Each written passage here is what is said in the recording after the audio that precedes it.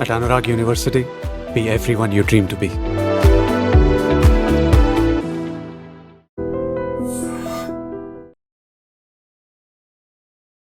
Hi నమస్తే welcome to అడ్రి media. నేను మీ రుద్దం Srinivas.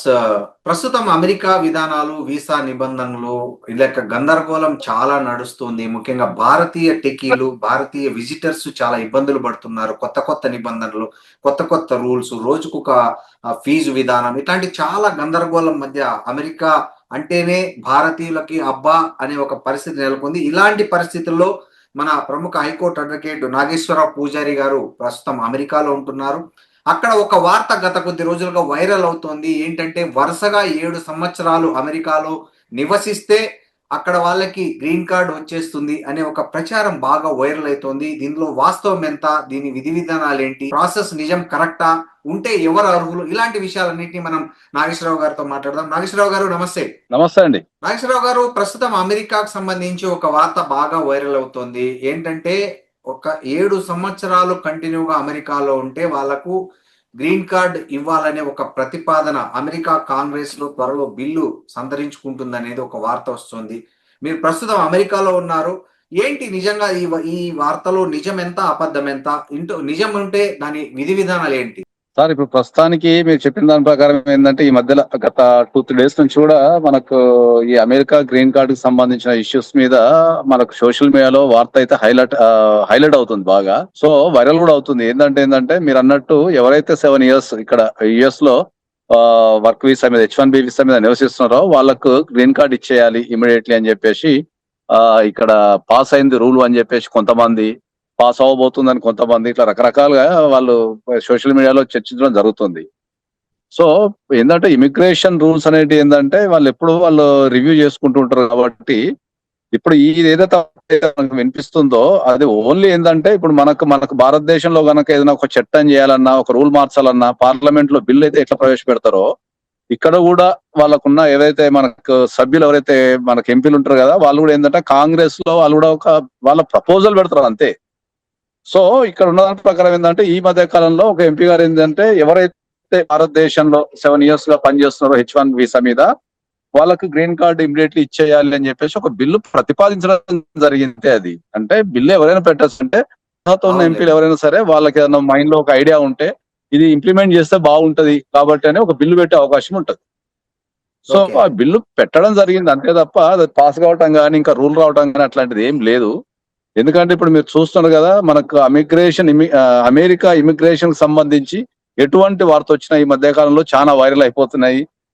Immigration rules కు సంబంధించి కానీ, ఇమిగ్రేషన్ విధి విధానాలకు సంబంధించి కానీ చాలా మంది ప్యానిక్ కూడా అవుతున్నారు. చాలా మంది, కొంతమంది అది నిజం అనుకుంటున్నారు, కొంతమంది ప్యానిక్ అవుతున్నారు. రకరకాల ఇష్యూస్ ఉన్నాయి కాబట్టి అందరికి నేను స్పష్టంగా చెప్పేది ఏంటంటే అమెరికాలో H1B వీసా మీద 7 years కంటిన్యూస్ గా నివసించే వాళ్లకు గ్రీన్ కార్డ్ వస్తుంది అనే దాంట్లో ఏమాత్రం నిజం లేదు. అది ఫస్ట్ అది మీరు అర్థం చేసుకోండి. అది ఓన్లీ ఏంటంటే ఒక బిల్లు ప్రతిపాదన, కాంగ్రెస్ లో ఒక బిల్లు మాత్రమే పెట్టారు అంతే. ఎటువంటి రూల్ పాస్ కావడం జరగలేదు ఇంకా. ఓకే నాగేశ్వర గారు, అయితే అక్కడ మీరు పర్యటిస్తున్నారు కదా, ముఖ్యంగా మీకు భారతీయుల నుంచి ఏమి అనుభవాలు ఎదురయ్యాయి? ఏ సమస్యల మీద ప్రధానంగా మీకు వాళ్ళు మొరబెట్టుకుంటున్నారు అక్కడ? మనకు ప్రధానంగా ఏంటంటే మనకి యుఎస్ లో నివసించే ఇక్కడ మన తెలుగు వాళ్ళలో లేకపోతే ఇండియన్స్ నుంచి ప్రధానంగా మనకు వచ్చేటి ఏంటంటే ఇమిగ్రేషన్ ఇష్యూస్ వస్తాయి, తర్వాత ఫ్యామిలీ ఇష్యూస్ వస్తాయి. ఓకే, ఇమిగ్రేషన్ ఇష్యూస్ అనేటి అది డే 1 నుంచి ఉన్నాయి. అది ప్రభుత్వానికి సంబంధించిన విధి విధానాలకు సంబంధించిన ఇష్యూ కాబట్టి అవి ఎప్పుడు ఉంటూనే ఉంటాయి అవి. ఎందుకంటే వాళ్ళ ప్రభుత్వ విధానాలు మారినప్పుడు, ప్రభుత్వాలు మారినప్పుడు వాటి విధి విధానాలు మార్చుకోవటము, వాళ్ళ కంట్రీ తగ్గట్టు మార్చుకోవడం అది ఎప్పుడు రెగ్యులర్ గా ఉండే అంశమే అది. సో అది ఎప్పటికి న్యూసే. కాకపోతే ఏంటంటే గత ఒక 5-6 సంవత్సరాల నుంచి ఇది ప్రతి ఒక్కరు గమనించాల్సిన విషయం ఏంటంటే గత 5-6 సంవత్సరాల నుంచి అంటే కోవిడ్ నుంచి ఎవరైతే ఈ మ్యారేజ్ చేసుకుంటున్నారో అవి చాలా ఫెయిల్యూర్ అవుతున్నాయి. అది మ్యారేజ్ ఇష్యూస్ అనేటివి మనకు ఇమిగ్రేషన్ లాస్ తో పాటు ఇక్కడ మ్యారేజ్ ఇష్యూస్ అనేటివి చాలా పెరిగిపోయినాయి. ఇక్కడ డైవర్స్ రేషన్ అనేది చాలా పెరిగిపోయింది. సో దాన్ని నేను ప్రధానంగా ఎదుర్కొంటుందంటే ఇక్కడ డొమెస్టిక్ వైలెన్స్ కావచ్చు, చైల్డ్ కస్టడీ కావచ్చు, లేకపోతే ఈ మ్యారేజ్ సంబంధించిన డైవర్స్ ప్రాసెస్ కావచ్చు, ఇవి చాలా పెరిగిపోయినాయి ఇక్కడ విపరీతంగా. ఓకే, అమెరికాలో భార్యాభర్తలు విడిపోవాలనుకుంటే మ్యూచువల్ డైవర్స్ లేదంటే కంటెస్టెడ్ డైవర్స్, ఈ రెండిట్లో ఏది ఎంత టైం పడుతుందండి? అంటే అమెరికాకు ఇండియాకు ఉన్న ప్రధాన తేడా ఏంది డైవర్స్ కేసుల్లో? డైవోర్స్ కేసులలో ఏంటంటే అమెరికాలో మనకు ప్రధానంగా ఏంటంటే వీళ్ళకి చాలా క్లియర్ గా వాళ్ళకు కొన్ని విధి విధానాలు అనేది రూపొందించడం జరిగింది. మనకి ఇక్కడ 50 స్టేట్స్ ఉన్నాయి కాబట్టి మాక్సిమం రూల్స్ అంటే ఈ ఫ్యామిలీ లాస్ కు సంబంధించిన maximum rules 70% of the rules all the states same ఉంటాయి. ఒక Okay. 30% ఆఫ్ ద రూల్స్ అది స్టేట్ టు స్టేట్ మారుతూ ఉంటది. ఎందుకంటే ఇక్కడ మనకు ఒక్కొక్క స్టేట్ కి ఒక్కొక్క ఫ్యామిలీ లా ఉంటది. ఆ ఫ్యామిలీ లా అక్కడ ఉన్న రూల్స్ ప్రకారం ఆ స్టేట్ ఆర్గనైజ్ చేస్తుంది ఇక్కడ ఫ్యామిలీ లాస్ ని. ఓకే. కాబట్టి ఇక్కడ భారతదేశంతో కనుక పోల్చుకుంటే మనకు యుఎస్ఏ డివోర్స్ ప్రాసెస్ అనేది చాలా ఈజీ. కాకపోతే ఏంటంటే ఇక్కడ మనకు భారతదేశానికి మళ్ళా ప్లస్ మనకు యుఎస్ఏ డైవోర్స్ కి ప్రధానమైన తేడా ఏంటంటే ఇక్కడ వైఫ్ అండ్ హస్బెండ్ కి మ్యారేజ్ అయిన తర్వాత వాళ్ళు సంపాదించిన సంపాదనలో షేర్ ఉంటది కంపల్సరీ. ఓకే. అంటే మీకు అందరికీ అర్థమయ్యేటట్టు చెప్పాలంటే మనకు భారతదేశంలో ఉమెన్ కి రైట్ లేదు హస్బెండ్ ప్రాపర్టీ మీద కానీ హస్బెండ్ సంపాదించిన ప్రాపర్టీ మీద ఏ రకమైన రైట్ లేదు భారతదేశంలో. ఎందుకంటే మనకు మెయింటెనెన్స్ తీసుకోవడము, ఆ అమ్మాయి కూడా పని చేయకుండా ఉంటే మెయింటెనెన్స్ తీసుకోవడము, లేకపోతే ఆ మ్యారేజ్ వల్ల ఏమైనా లాసెస్ అయితే అలిమోనీ కానీ కాంపెన్సేషన్ కానీ తీసుకోవడమే తప్ప ప్రాపర్టీలో రైట్. సో మాకు ఇక్కడ ఏంటంటే మనకు అమెరికాలో ఏంటంటే పెళ్ళైన తర్వాత వాళ్ళు సంపాదించిన సేవింగ్స్ ఏవైతే ఉంటాయో ఆ సేవింగ్స్ లో వైఫ్ కు రైట్ ఉంటది, అట్లాగే హస్బెండ్ కు రైట్ ఉంటది. అంటే ఇంకా క్లారిటీ చెప్పాలంటే ఏంటంటే వాళ్ళు పెళ్ళైన తర్వాత ఎంత సేవింగ్స్ చేశారో దాన్ని ఒక దగ్గర వేసి దాని నుంచి సెరసగం చేసి పంపించడం అనేది జనరల్ రూల్ ఇది. ఇక కొద్దిగా కొన్ని స్టేట్లలో స్టేట్ టు స్టేట్ కొద్దిగా రూల్ మారుతూ ఉంటది, కానీ ప్రాబబ్లీ మొత్తం ఎంటర్ స్టేట్స్ మెయింటైన్ చేసే రూల్ ఇది. సో ఇక్కడ మీకు కంటెస్టెడ్ డైవర్స్ అయినా చెప్పండి. అక్కడ జరిగే విడాకుల వల్ల ఆస్తుల పంపకం ఎలా జరుగుతుంది? అక్కడ తీసుకునే విడాకులు ఒకవేళ ఎవరైనా మన ఇండియా నుంచి వెళ్ళి అమెరికాలో విడాకులు తీసుకుంటే అవి భారతదేశంలో చెల్లుబాటు అవుతాయా అనేది కూడా క్వశ్చన్. ఇది ఇది ఇది మీరు చాలా వ్యాలిడ్ క్వశ్చన్ అడిగారు. ఇది చాలా మందికి దీని మీద అవగాహన లేదు. ప్లస్ ప్రతి ఒక్కరు దీనిపైన అవగాహన పెంచుకోవాల్సిన బాధ్యత ఉంది. ఎందుకు అంటే ఈ మధ్య కాలంలో ఇటీవలనే సుప్రీంకోర్టు కూడా చాలా స్పష్టంగా తన అభిప్రాయాన్ని వ్యక్తం చేయడం జరిగింది. ఏమని అంటే ఏంటంటే మీరు భారతీయులై ఉండి భారతీయ సాంప్రదాయాన్ని పాటించి భారతీయ చట్టాల ప్రకారము లేకపోతే భారతీయ సాంప్రదాయ ప్రకారం మీరు పెళ్లి చేసుకొని మ్యారేజ్ సర్టిఫికేట్ అనేది భారతీయ చట్టాల ప్రకారం మ్యారేజ్ సర్టిఫికేట్ తీసుకున్న తర్వాత మీరు అమెరికాలో దాని డైవర్స్ తీసుకుని దానికి ఎంతవరకు వ్యాలిడిటీ ఉందనే దాని మీద సుప్రీంకోర్టు కూడా తన అభిప్రాయాన్ని వ్యక్తం చేయడం జరిగింది. ఎందుకు అంటే అమెరికన్ రూల్స్ వేరు, మన ఇండియన్ రూల్స్ వేరు. కాబట్టి మీరు అమెరికాలో డైవర్స్ తీసుకోవడం వల్ల ఏదో ఒక పార్టీకి అన్యాయం జరుగుతుంది కదా, ఇది ఎంతవరకు సబబు అనేది సుప్రీంకోర్టు వ్యక్తం చేయడం జరిగింది. తర్వాత ఇప్పుడు మీరు గమనించాల్సిన విషయం ఏంటంటే అమెరికాలో మీరు డైవర్స్ తీసుకున్నా కూడా ఒకవేళ ఇండియాలో మ్యారేజ్ చేసుకొని మీరు అమెరికాలో డైవర్స్ తీసుకున్నా కూడా మళ్ళీ ఇండియాలో మళ్ళీ అప్లై చేసుకోవాల్సిందే. మీరు ఒకవేళ ఇక్కడ మీకు డిగ్రీ వచ్చింది అనుకుందాం, దాన్ని మళ్ళీ ఇండియన్ కోర్టులో మీరు ఖచ్చితంగా మళ్ళీ అప్లై చేసుకోవాలి. నేను అమెరికాలో డైవర్స్ తీసుకున్నా కాబట్టి ఆ డిగ్రీని మీరు నాకు యాక్సెప్ట్ చేయండి, ఇక్కడ కూడా డైవర్స్ ఇవ్వండి అని చెప్పేసి మళ్ళీ కోర్టులో అప్లై చేసుకోవాలి. అమెరికాలో తీసుకున్న డిగ్రీ అనేది స్ట్రైట్ ఫార్వర్డ్ ఇండియాలో వ్యాలిడ్ ఉండదు. So again you need to go to the court in India. So అది ఇండియాలో మ్యూచువల్ డైవర్స్ కావచ్చు, లేకపోతే మళ్ళీ మ్యూచువల్ డైవర్స్ కి ఇద్దరు అప్లై చేసుకోవచ్చు, లేదా ఒక పార్టీ నాకు అమెరికాలో డైవర్స్ వచ్చింది కాబట్టి దీన్ని ఆ డైవర్స్ ని యాక్సెప్ట్ చేయండి అని చెప్పి ఒక పార్టీ మళ్ళీ ఆపోజిట్ పార్టీకి వేసుకునే అవకాశం ఉంటుంది. మళ్ళీ అగైన్ లీగల్ ప్రాసెస్ కదా.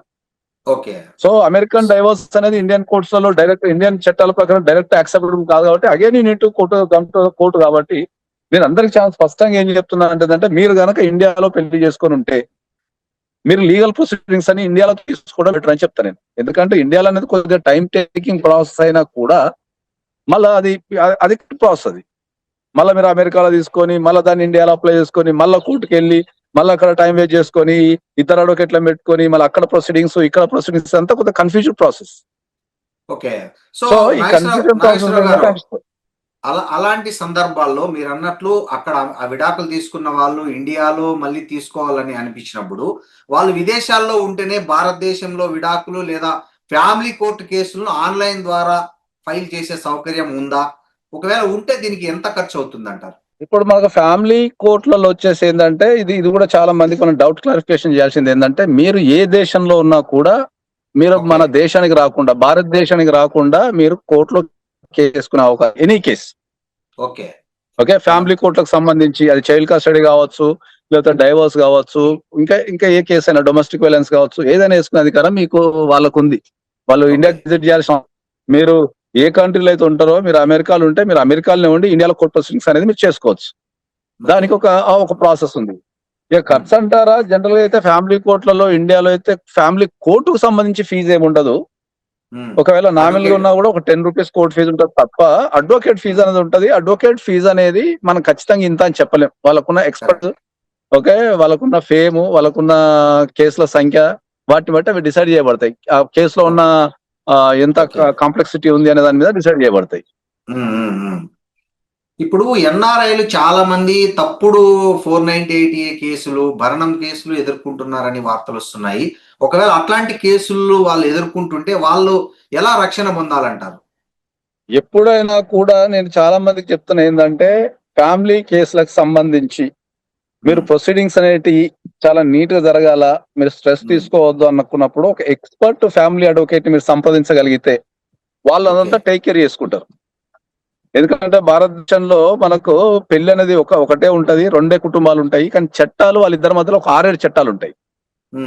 సో ఎన్ఆర్ఐ కేసెస్ ఎప్పుడైనా ఖచ్చితంగా చేసేటప్పుడు నేను అందరికి ఇచ్చే సలహా ఏంటంటే, ఎన్ఆర్ఐ చట్టాల మీద అవగాహన ఉండి, ఓకే, ఎన్ఆర్ఐ కేసులు చేసే వ్యక్తులను కనుక ఎంచుకుంటే వాళ్ళకి ఏమైందంటే ఆ దేశంలో ఉన్న ప్రొసీడింగ్స్, మన దేశంలో ఉన్న ప్రొసీడింగ్స్ బ్యాలెన్స్ చేయగలుగుతారు.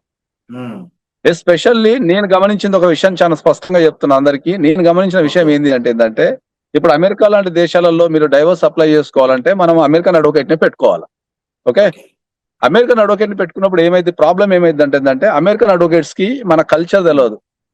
ఓకే, మన కల్చరు, మన పద్ధతులు, మన సాంప్రదాయాలు, మన ఈ కట్న కానుకలు, ఇచ్చిపుచ్చుకోవడాలు, ఆడపడుచు కట్నాలు, లేకపోతే ఈ పెళ్లికి సారెలు, చీరలు, ఇవన్నీ ఇలా తెలియదు వీళ్ళకి. అవును. సో తెలియనప్పుడు ఏమైందంటే వాళ్ళు అమెరికాలో వీళ్ళు ఈ ఫ్యామిలీ కేసులకు సంబంధించినప్పుడు ఏంటంటే వాళ్ళ చట్టాల ప్రకారం చెప్తారు తప్ప వాళ్ళకి బ్యాలెన్సింగ్ మెథడ్ అనేది రాదు. సో ఈ బ్యాలెన్సింగ్ మెథడ్ రాకపోవడం వల్ల ఏంటంటే చాలా మంది క్లయింట్స్ ఎవరైతే చాలా సఫర్ అయిపోతున్నారు. ఎందుకంటే ఇక్కడ అమెరికాలో అడ్వకేట్ ని పెట్టుకోవాలి, మళ్ళీ ఇండియాలో ఉన్న ప్రొసీడింగ్ తీసుకుంటే మళ్ళీ ఇండియాలో అడ్వకేట్ ని పెట్టుకోవాలి. ఈ అమెరికన్ అడ్వకేట్ కి ఏమో ఇండియా చట్టాల మీద అవగాహన ఉండదు, ఇండియాలో ఉండే అడ్వకేట్ కి ఏమో అమెరికా చట్టాల మీద అవగాహన ఉండదు ఎక్కువ శాతం. సో ఈ 2 దేశాలను కలుపుతూ ఈ రెండు కోర్టులలో పనిచేసే అడ్వకేట్ ని పెట్టుకుంటే చాలా ఈజీ అవుతుంది.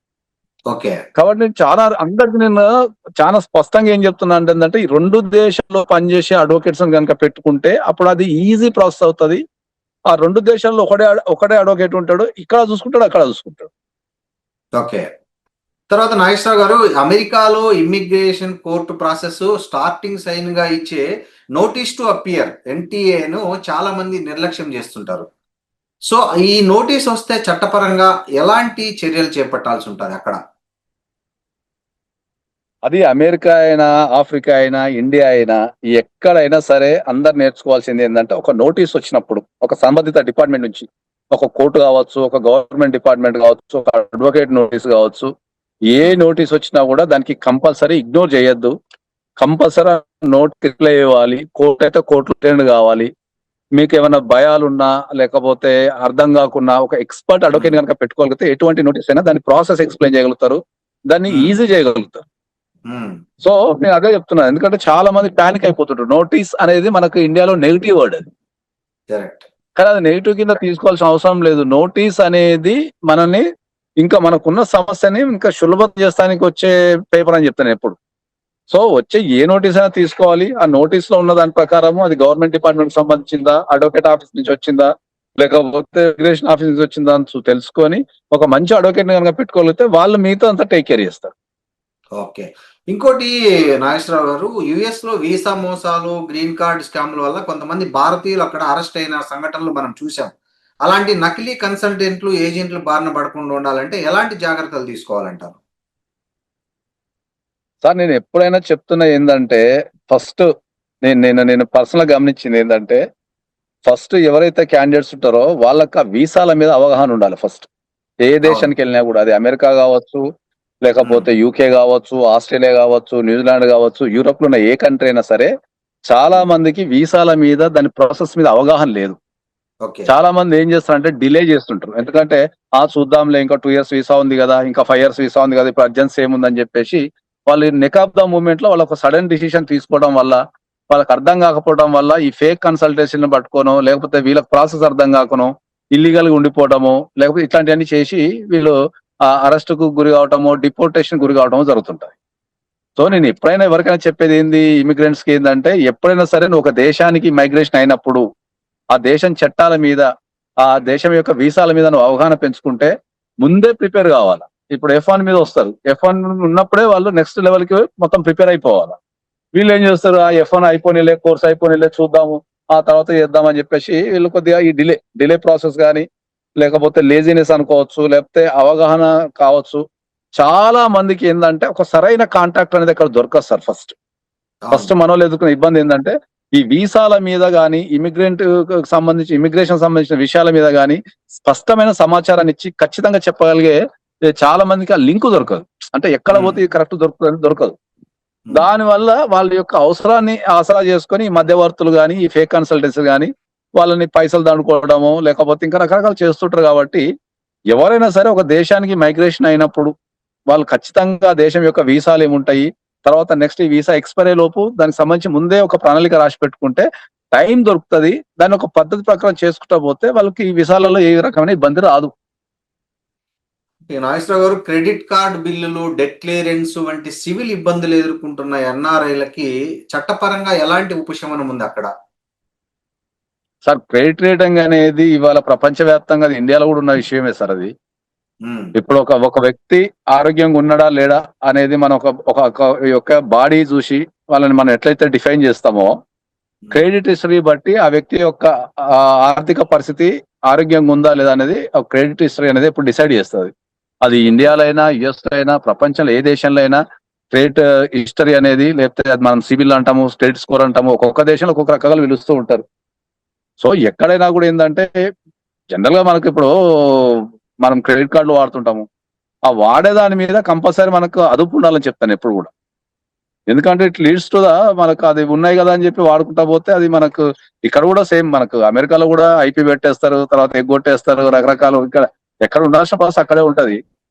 కాబట్టి అది క్రెడిట్ రేటింగ్ అనేది చెడగొట్టుకుంటే, నేను చెప్పేది ఏంటంటే ఇప్పుడున్న సమాజంలో క్రెడిట్ రేటింగ్ అనేది చెడగొట్టుకుంటే బతుకున్న మనిషి, చచ్చిపోయిన మనిషి లెక్క అన్నట్టు. అంటే వాడు ఉంటాడు కానీ మనకి ఊపిరి ఉండదు. సో క్రెడిట్ రేటింగ్ అనేది ఎక్కడైనా సరే నేను మంచిగా మెయింటైన్ అని చెప్తాను. సరే నాగేశ్వరరావు గారు, ఇంకొక ముఖ్యమైన ప్రశ్న అక్కడ, అంటే డబ్బుల ద్వారా కూడా వీసా కొనుక్కునే ఫెసిలిటీ ఒకటి ఏదో ట్రంప్ గారు ప్రవేశపెట్టినట్లు కూడా వార్తలు వస్తున్నాయి. వన్ టైం పేమెంట్ చేస్తే గ్రీన్ కార్డ్ వస్తుందని కూడా అంటున్నారు. ఎంత పేమెంట్ చేయాల్సి ఉంటుంది ఆ గ్రీన్ కార్డ్ రావడానికి? దానికి ఏమన్నా స్పెషల్ రూల్స్ ఉన్నాయి? ఎవరెవరు అర్హులు దానికి వన్ టైం పేమెంట్ ద్వారా గ్రీన్ కార్డ్ తెచ్చుకోవడానికి? వన్ టైం పేమెంట్ ద్వారా మనకు ట్రంప్ కార్డ్ అని చెప్పేసి ఒకటి ఇమిగ్రేషన్ లో ఒక కొత్త వీసా ప్రాసెస్ చేయటం ఉంది ఇప్పుడు అమెరికాలో.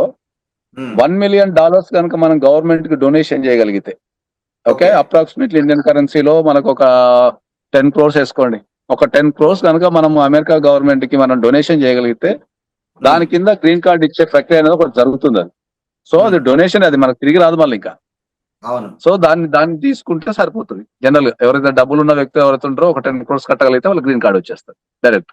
ఎవరైనా దానికి వీళ్ళు ఎవరైనా కట్టచ్చు, ఎవరైనా 18 years దాటి ఉండి వాళ్ళ మనీని లీగల్ గా సంపాదించినట్టు ప్రూవ్ చేసుకోవాలి.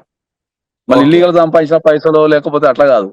నీకు 18 years దాటి ఉండి ఆ మనీని, ఆ 10 crores నేను లీగల్ గా ఈ పద్ధతి ద్వారా నేను సంపాదించాలని ప్రూవ్ చేసే డాక్యుమెంట్స్ ఉంటే ఎవరైనా కూడా ఒక $1 మిలియన్ మనకు యుఎస్ గవర్నమెంట్ గనక డొనేషన్ చేస్తే ఖచ్చితంగా మీకు ట్రంప్ కార్డు ద్వారా మీకు గ్రీన్ కార్డ్ వచ్చే అవకాశం ఉంది విత్ ఇన్ 1 year. ఒక వ్యక్తికి వస్తుందా లేకపోతే ఫ్యామిలీకి వస్తుందా? ఇది వ్యక్తికి వస్తుందండి, ఫ్యామిలీకి రాదు. లేదు, ఫ్యామిలీకి ఇవ్వరు. అది ఓన్లీ ఎవరైతే కడతారో ఆ వ్యక్తికి ఇస్తారు. సో 10 కోట్లు కొట్టు గ్రీన్ కార్డ్ పట్టు అంటారు ఇప్పుడు ట్రంప్ గారు. అట్లా చాలా ఆప్షన్స్ ఉన్నాయి. మనకి EB-5 కూడా ఉంది. EB-5 మీద కూడా నువ్వు ఇక్కడ ఇన్వెస్ట్మెంట్ చేయగలిగితే మీకు అక్కడ కూడా గ్రీన్ కార్డ్ వస్తుంది. అది కొద్దిగా లెంతీ ప్రాసెస్, యావరేజ్ గా ఒక 2 years పట్టే అవకాశం ఉంది. దాని కూడా అరౌండ్ 1 మిలియన్ ఉంటే సరిపోతుంది. 1 మిలియన్ ఉంటే కూడా, కాకపోతే అక్కడ ఇన్వెస్ట్మెంట్ చేస్తాం మనం అంతే. ట్రంప్ కార్డ్ లో ఇన్వెస్ట్మెంట్ ఉండదు, డొనేషన్ ఉంటుంది. ఇక్కడ EB-5 ఇన్వెస్ట్మెంట్ ఉంటుంది. దాని మీద రిటర్న్స్ వచ్చే అవకాశం ఉంటుంది, కానీ అది గ్యారంటీ ఏమి ఉండదు. తక్కువ శాతంలో రిటర్న్స్ వచ్చే అవకాశం ఉంటుంది.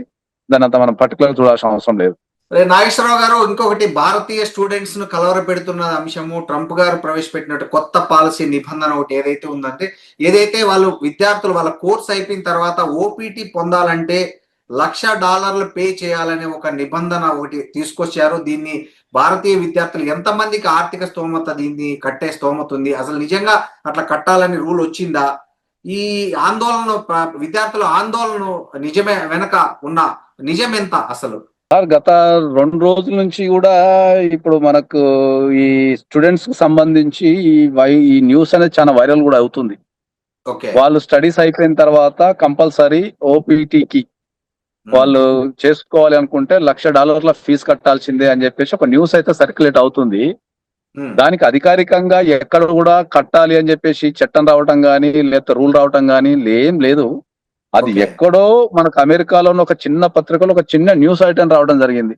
ఏమని అంటే సర్కార్ అదే గవర్నమెంట్ ఓపీటీ తర్వాత ఇది ఏదైతే మనకు F1 స్టూడెంట్ వీసా స్టడీస్ పూర్తయిన తర్వాత ఓపీటీకి వెళ్లే క్రమంలో దాన్ని కడితేనే ఓపీటీ ఇస్తాము అనేది ఇక్కడ ఒక చిన్న న్యూస్ సర్క్యులేట్ అయింది. Government okay. ఆలోచిస్తుంది అని చెప్పి సర్క్యులేట్ అయింది తప్ప ఎటువంటి రూల్ గానీ ఇంకేం రాలేదు. దానిపైన ఏం ఆందోళన చెందాల్సిన అవసరం ఏం లేదు. ఈ మధ్య కాలంలో మనం అందరం చూసాము H1B మీద ఏదైతే ఈ H1B వీసాలకు కూడా $1,00,000 కట్టాలి అని చెప్పింది. మన ఫెడరల్ కోర్టు రియాక్షన్ చేసింది. కాబట్టి నాకు తెలిసినంత వరకు స్టూడెంట్స్ అనే వాళ్ళు చదువుకోవడానికి వస్తారు. వాళ్ళకి ఎర్నింగ్ కెపాసిటీ ఉండదు. వాళ్ళు నాలెడ్జ్ గెయిన్ చేస్తానికి వస్తారు. కాబట్టి నాకు తెలిసినంత వరకు ఈ ఓపీటీకి సంబంధించి ఈ 1,00,000 కట్టాలి అనేది రాకపోవచ్చు. అది ఓన్లీ ఊహాగానాలు మాత్రమే. ఇప్పుడున్న సోషల్ మీడియాలో ఎక్కడన్నా గింత చిన్న దొరికితే దాన్ని ఆడేసుకుంటారు. కాబట్టి ఇది కూడా అటువంటిది అని చెప్పేసి నా అభిప్రాయం వ్యక్తపరుస్తున్నాను. సో భారతీయ విద్యార్థులు భరోసాగా ఉండొచ్చు, అలాంటి ఆందోళన చెందాల్సిన అవసరం లేదంటారు ప్రస్తుతానికి. ఉండొచ్చు. ఎందుకంటే మనకు స్టూడెంట్ వీసా మీద మనకు వాడు ఒక 2 సంవత్సరాలు, ఒక 3 సంవత్సరాలు, 2 సంవత్సరాలు, 1 ఇయర్ కోర్స్ పూర్తి చేసిన తర్వాత ఎవరికైతే ఎర్నింగ్ కెపాసిటీ ఉండదో ఒక ఎర్నింగ్ కెపాసిటీ లేని వ్యక్తిని పట్టుకొని నువ్వు $1,00,000 కట్టండి అనేది అయితే అది నాకు తెలిసినంత సాధ్యం కాదు. అది ప్రాక్టికల్ గా కూడా సాధ్యం కాదు. ఎందుకంటే పని చేయడానికి వచ్చిన వాళ్ళనే H1B మీదనే $1,00,000 కట్టమంటే ఫెడరల్ కోర్టు రియాక్షన్ చేసింది. కాబట్టి ఇది కూడా సాధ్యం కాదు.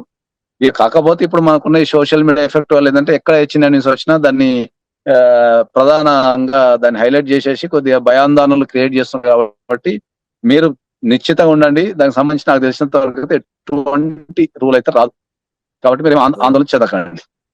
ఓకే అండి, థ్యాంక్ యూ నాగేశ్వరరావు గారు, thank you very much. Right అండి, థ్యాంక్ యూ.